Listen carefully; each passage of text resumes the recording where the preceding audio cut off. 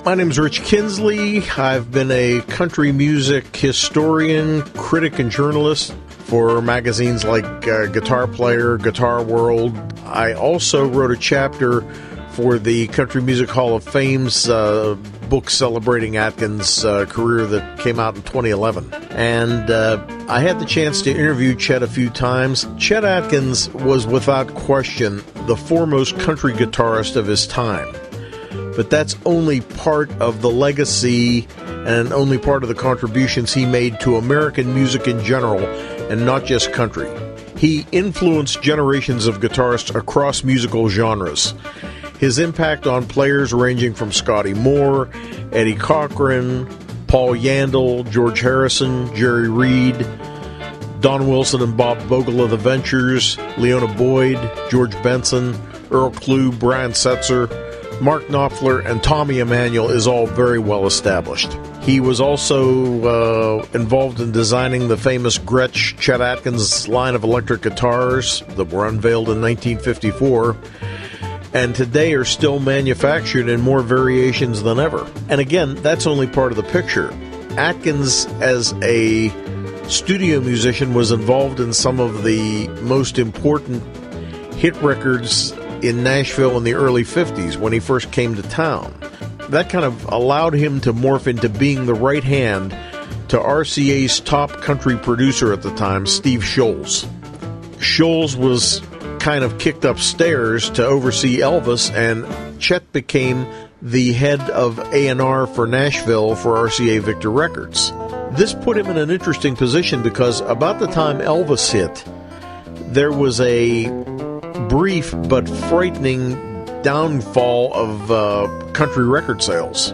Rock and roll kind of knocked everything on its ear for a while, and Chet Atkins, along with Owen Bradley at Decca Records, were among the first producers to see the need to create country records that could sell beyond the core country audience. They took the fiddles and the steel guitars off a lot of recordings, and this became the original incarnation of what's known today as the Nashville sound. That led to a drastic expansion of country music's popularity, and it also led to Chet being promoted to Vice President of Nashville Operations, and that was a title he held until about 1973. So he did all those things, plus his recordings for RCA had a wider appeal than just the core country audience. He was fortunate enough to be able to pursue a very eclectic repertoire with the label. He did all types of music in all types of contexts, and as a result, the rockabilly and the country guitar fans could find something to enjoy, but also the upscale folks who were just buying stereos in the late 50s. A lot of those folks bought Chet Atkins albums. It wasn't that they were country fans. It was that it was high fidelity, and it was expertly played, and it was very polished, and they could get something out of this. He had the courage in the mid-1960s to sign a young singer named Charlie Pride and to work very closely to create a promotion campaign that kind of allowed the audience to get used to the fact that Charlie Pride was African American. Yeah, Chet Atkins' Galloping Guitar in 53 was material that was released on 78s. Now, the first one really, though, that was done as an album per se was a session with Chet Atkins. That was really the first album he did as a unified effort, and it was mostly playing a bunch of old jazz and swing tunes. Hi-Fi and Focus came along in 57.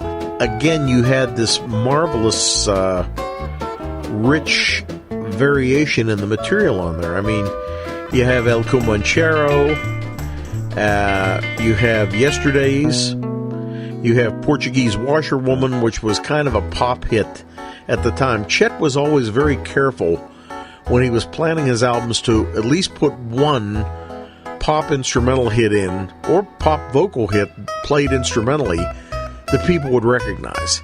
He had a very commercial mind when it came to that kind of material, and he was trying as hard as he could to get these records to sell. Bourrée from Bach was on there, Shadow Waltz, Lullaby of the Leaves.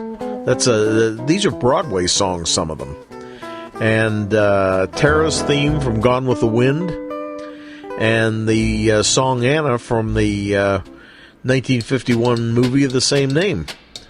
So he was looking for as wide a variety of things as he could put together. And he was able to put these things together in a way that were very pleasing. The sequencing was very well done on all that stuff. And he pretty much had latitude from Steve Schultz to do whatever the hell he wanted. And that kind of thing always made a difference. The camera manufacturer Canon was looking for a photo that captured the essence of high fidelity. And that was the winning entry out of 30,000 submissions. They were able to sell his records to a hipper audience, and having things like that sort of cutting-edge cover made it easy to do. There's a whole story behind Workshop and what it meant. And it goes back to Chet's ingrained perfectionism, and this is something that had been a big deal for him for a long time. He was an obsessive perfectionist when it came to his music. Now, when you're running a recording studio and you have artists coming in and out all day, and you have administrative tasks to do, and maybe you're playing on the record and you're producing a hell of a lot of the stuff that's being done at RCA Nashville, you don't have time to work on your own music the way you would like to. So Chet set up a place in a couple of his homes that was basically a studio where in his own time he could perfect and refine everything the way he wanted to.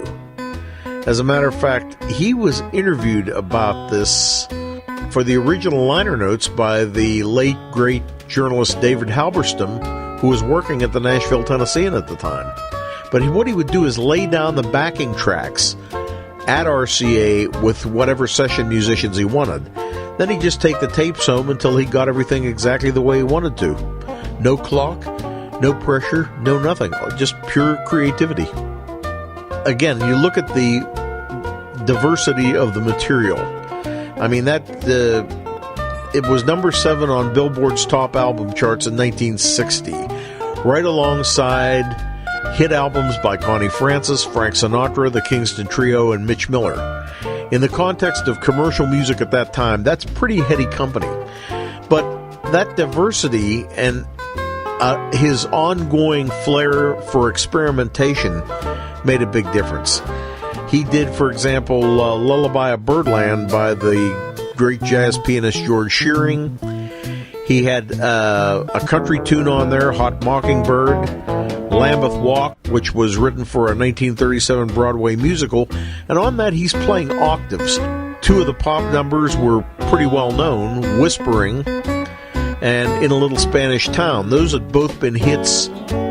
Chet put creative ideas into a very hot arrangement of Marie, the same song that the Tommy Dorsey Orchestra made a hit in the late 30s. Les Paul had covered Goofus, which was a pop ditty from around 1930. Chet added his own ideas and basically ended up creating his own signature version of the song.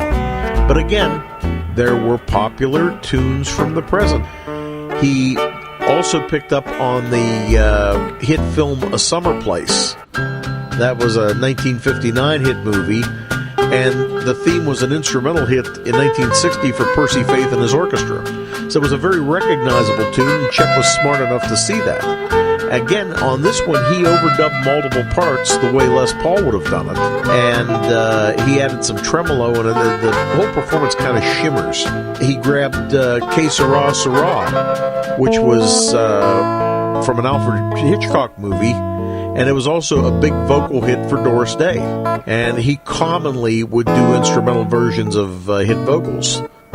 So he realized that a lot of people wanted to hear songs they knew, songs they recognized. And I think with that one, he just had the right combination at the right time, and that more than amply explains why the record was such a success. I've worked with Bob since, the early 90s, when he Sundays was doing the Buck Owens material. That's how far back him and I go. These albums fit the context probably about as well as anything that you could have picked. But I think that when you look at some of the other things that you guys are doing, the Slim Willet is sort of a standalone type of thing, because that's a more primitive Texas style of recording, and that's the innate charm of that record. I think that it will fit in beautifully with the George Barnes material, in part because there's a stylistic link between Barnes and Atkins. And of course you have that photograph of the two of them in the studio together.